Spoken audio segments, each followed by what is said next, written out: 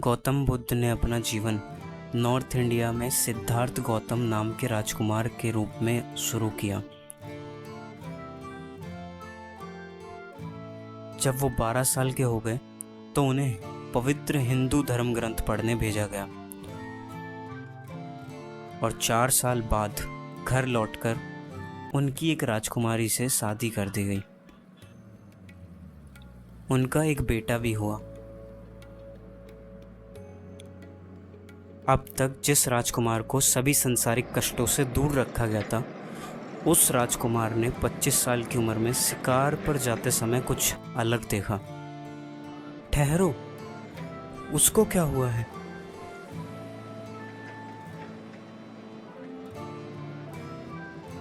उसे कोई बीमारी है राजकुमार। बीमार है? मतलब बीमारी तो किसी को भी हो सकती है राजकुमार। ये बीमारी बताकर आती है क्या? नहीं राजकुमार, ये बीमारी बिना बताए किसी को भी हो सकती है। मतलब क्या तुम भी बीमार हो सकते हो? हाँ राजकुमार, मुझे भी। मतलब क्या मैं भी? हाँ राजकुमार, आपको भी। अब वो कौन है? वो तो बूढ़ा हो गया है राजकुमार। पर ऐसा क्यों है? वो अपने जीवन के अंतिम काल में है राजकुमार, इसीलिए ऐसा वृद्ध दिख रहा है। एक दिन सभी को बूढ़ा होना है राजकुमार। मतलब तुम्हें भी? हाँ राजकुमार, मैं भी एक दिन ऐसा ही हो जाऊंगा। मतलब एक दिन मैं भी ऐसा ही हो जाऊंगा? हाँ राजकुमार, आप भी। रुको, वो लोग उस आदमी को लेटाकर कहाँ ले जा रहे हैं? वो इंसान मर चुका है, इसीलिए उसके शव को अंतिम संस्कार के लिए ले जा रहे हैं राजकुमार। मर चुका है? मतलब अब वो और नहीं जिएगा? जब इंसान मर जाता है तो हमेशा के लिए सो जाता है? हाँ राजकुमार, इंसान मरने के बाद हमेशा के लिए सो जाता है और फिर कभी नहीं जागता। मृत्यु सबके लिए समान है राजकुमार। मतलब क्या तुम भी? हाँ राजकुमार, मतलब क्या मैं भी एक दिन मर जाऊंगा?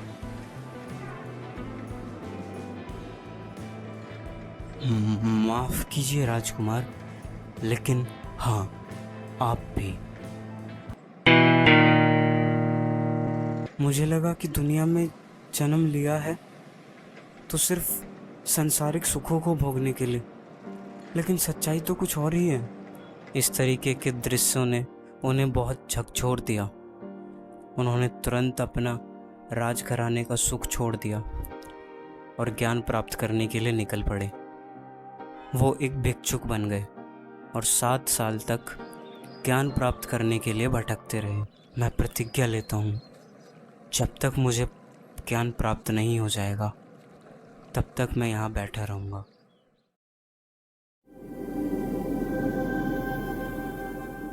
पूरे 7 दिन बाद उन्हें ज्ञान प्राप्त हुआ। उन्होंने उस वृक्ष का नाम बो वृक्ष रख दिया, जिसका मतलब है ज्ञान का वृक्ष। अब उन्होंने अपना ज्ञान बांटना और सिखाना शुरू करा।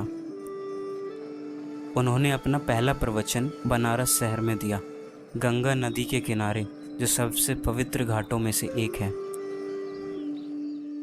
वह प्रवचन जीवन के दुरूह कष्ट के बारे में बुद्ध के ज्ञान को दर्शाता है। अब लोग उन्हें सिद्धार्थ नहीं बल्कि गौतम बुद्ध के नाम से जानने लगे।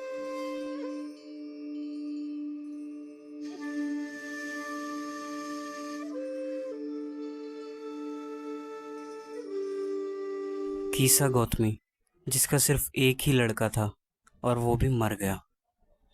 अपने दुखों से वो अपने मरे हुए बच्चे को लेकर सभी पड़ोसियों के पास दवा के लिए गई।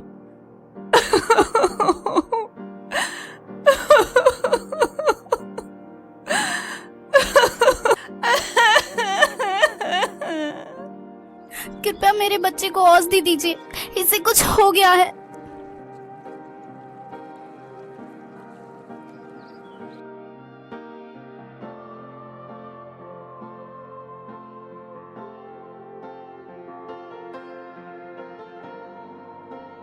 पागल हो गई है ये, इसका लड़का मर चुका है। कृपया मेरे बच्चे को औषधि दीजिए, इसे कुछ हो गया है।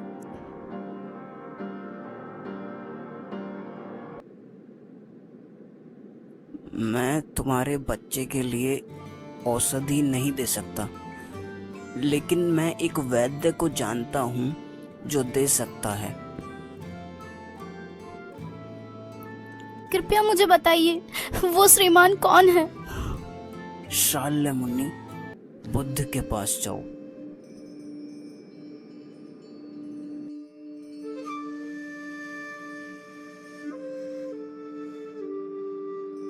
तथागत, मुझे वह औषधि दो जो मेरे पुत्र को ठीक कर दे। मुझे एक मुट्ठी भर सरसों के दाने चाहिए। मैं वचन देती हूँ, मैं वो सरसों के दाने लेकर ही आऊंगी। लेकिन हाँ, वो सरसों के दाने किसी ऐसे घर से होने चाहिए जहाँ किसी ने अपना पति, माता पिता, बच्चा, अपना करीबी दोस्त या कोई भी अपना ना खोया हो। ये लो, ये रहे सरसों के दाने, इन्हें ले जाओ। क्या तुम्हारे परिवार में पुत्र या पुत्री, पिता या माता मरे हैं? दुख की बात है, जो जीते हैं वो कम है और जो मरते हैं वो ज्यादा है। अब हमें हमारे पुराने दुख याद मत दिलाओ।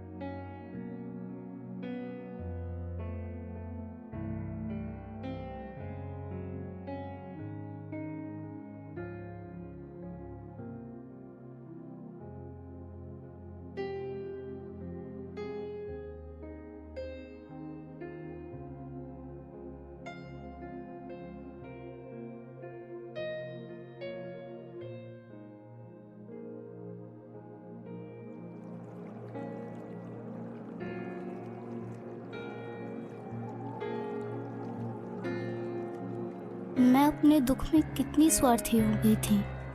मृत्यु तो सबके लिए समान है, फिर भी इस दुखों से भरी दुनिया में जिसने अपने सारे स्वार्थ को त्याग दिया है, एक रास्ता उसे अनश्वरता की ओर ले जाता है।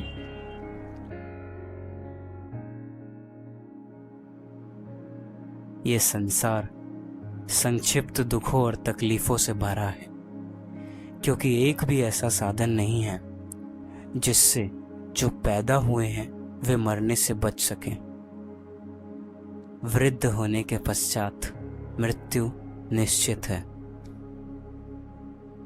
जैसे पके फूलों को पहले गिरने का खतरा होता है, उसी प्रकार जब कोई जन्म लेता है तो उसके मरने का खतरा हमेशा बना रहता है। जैसे कुम्हार के बने सभी बर्तन टूटने पर समाप्त होते हैं, उसी तरीके से एक नश्वर जीवन है। बच्चा हो या बूढ़ा, मूर्ख हो या बुद्धिमान, सभी की मृत्यु निश्चित है। वे जो मृत्यु का शिकार होते हैं और अपने जीवन से जाते हैं। एक पिता अपने पुत्र को नहीं बचा सकता, बंधु अपने संबंधियों को नहीं बचा सकता। संबंधियों को देखते और गहरा शोक व्यक्त करते करते एक एक कर सभी को मृत्यु ले जाती है। जिस तरह एक बैल कसाई के पास ले जाया जाता है, उसी तरीके से इस संसार में सभी की मृत्यु एक एक करके होती रहती है। इसीलिए बुद्धिमान इंसान संसार के नियमों को जानते हैं और दुखी नहीं होते, क्योंकि ना रोने से और ना ही दुखी होने से किसी के मन को शांति मिलती है, बल्कि इससे उल्टा होता है, दुख और बढ़ जाता है। बुद्धिमान इंसान संसार के नियमों को जानते हैं, इसीलिए दुखी नहीं होते, क्योंकि वे जानते हैं कि ना तो रोने से और ना ही दुखी होने से किसी के मन को शांति मिलती है, बल्कि इसके विपरीत उसका दुख और बढ़ जाता है और शरीर को ज़्यादा कष्ट होता है। वो खुद रोगी बन जाता है और दुखी होने से मरने वाले को नहीं बचाया जा सकता। वो जो शांति की खोज में है, उसे शोक, शिकायत और दुख के तीर को अपने अंदर से निकाल देना चाहिए। वो जो तीर निकाल लेता है और स्थिर हो जाता है, मन की शांति पाएगा। वो जिसने सभी दुखों पर काबू पा लिया है, वही दुखों से मुक्त होगा और आशीष पाएगा।